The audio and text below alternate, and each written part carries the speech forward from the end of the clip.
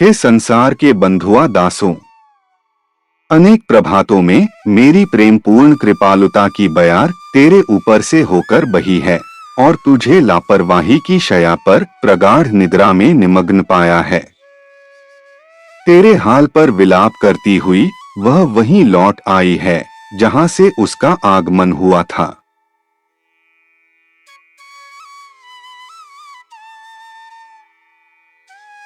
यहाँ बंधुआ शब्द बाहरी दास्ता की नहीं, बल्कि उस आंतरिक बंधन की ओर संकेत करता है जिसमें मनुष्य संसार की मोहमाया, पद, धन, अहंकार और भौतिक सुखों में उलझकर अपनी आत्मिक पहचान को भूल जाता है।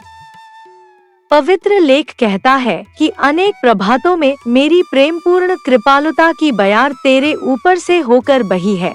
तो यह ईश्वर की उस निरंतर कृपा और मार्गदर्शन का प्रतीक है जो हर युग में हर सुबह की तरह मानवता के लिए भेजा जाता है।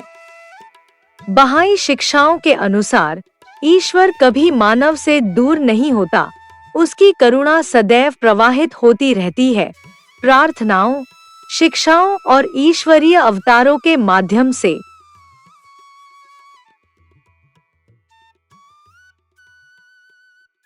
लेकिन जब कहा जाता है कि मनुष्य को लापरवाही की शैया पर प्रगाढ़ निद्रा में निमग्न पाया, तो यह हमारी आध्यात्मिक उदासीनता को दर्शाता है।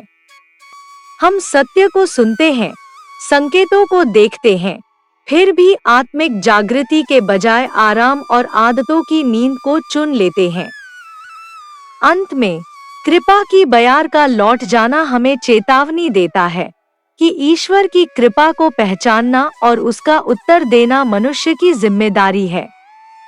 बहाई शिक्षाओं में आत्मिक जागरण, सेवा, प्रेम और मानव एकता के मार्ग पर चलना ही उस कृपा को स्वीकार करने का तरीका बताया गया है।